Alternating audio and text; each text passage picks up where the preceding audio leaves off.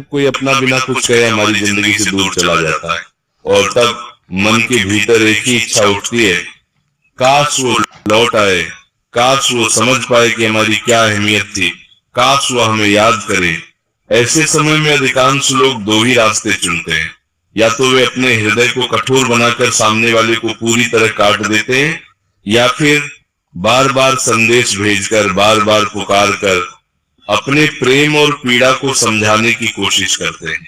पर सत्य यह है, ये दोनों ही रास्ते उस व्यक्ति को और अधिक दूर ले जाते हैं, क्योंकि प्रेम विनती से नहीं जागता और सम्मान पीछा करने से नहीं मिलता।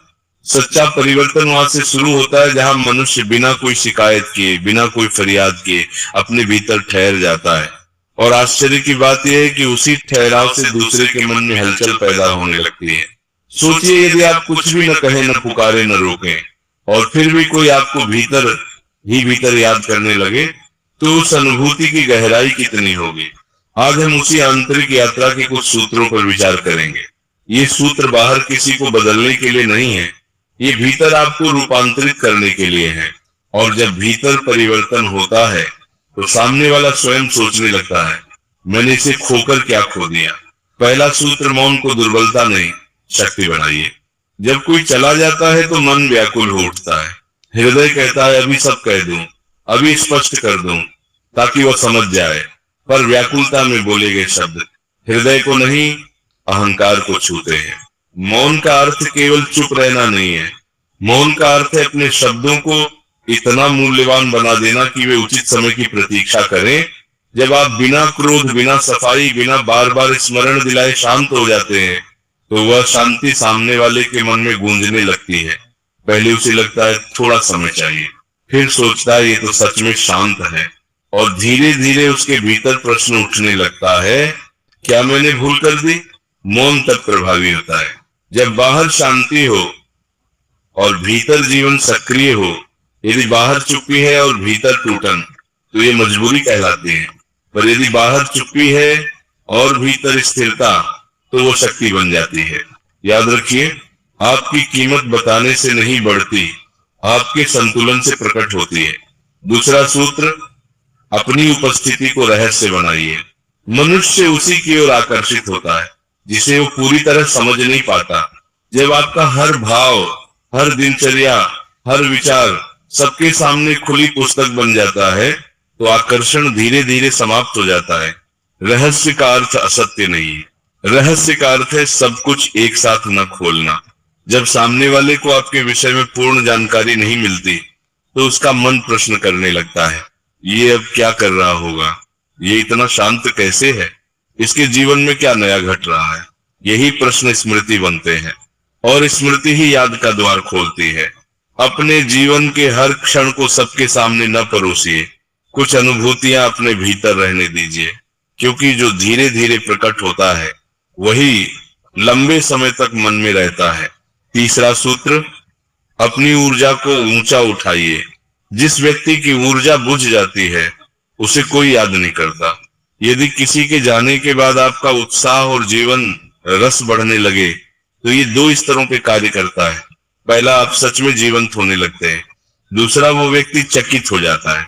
शरीर का ध्यान, मन का विस्तार और भावनाओं का संरक्षण, ये तीनों मिलकर आपकी आभा को बदल देते हैं।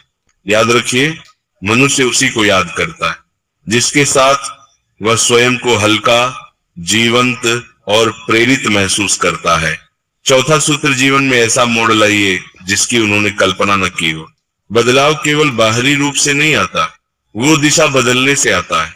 जब आप ऐसे लक्ष्यों की ओर बढ़ते हैं जो आपको चुनौती देते हैं, और जब आप अपने सामर्थ्य को नए स्तर पर ले जाते हैं, तो आपका पुराना रूप पीछे छूट जाता है।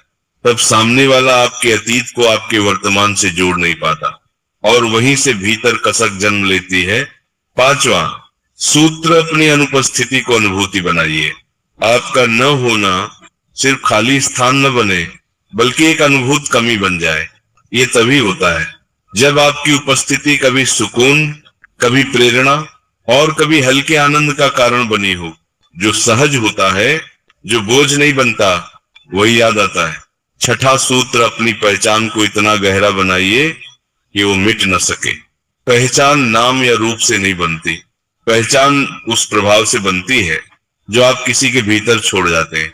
जब आपकी बातें किसी को स्वयं को समझने में सहायता करें, जब आपका साथ किसी को भीतर से मजबूत बनाए, तो आपका असर स्मृति से आगे जाकर आत्मा तक पहुंच जाता है। लोग शब्द भूल सकते हैं पर अनुभूति नहीं भूलते।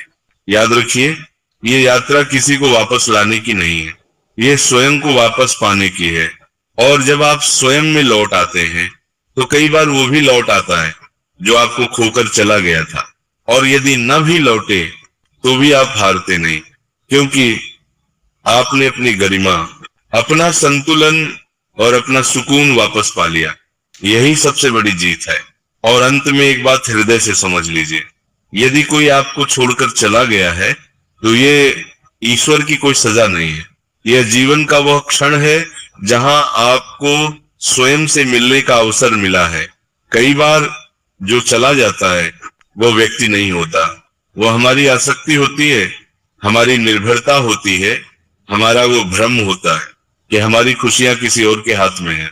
जब तक हम किसी को पकड़ कर रखते हैं, हम स्वयं को खोते रहते हैं। और जिस दिन हम स्वयं को संभाल लेते हैं, उसी दिन दूसरे की पकड़ ढीली पड़ने लगती है। याद रखिए, जो आपको सच में चाहता है उसे बुलाने की आवश्यकता नहीं होती, और जो आपको खोकर भी नहीं रुका वो आपके ठहरने योग्य नहीं था।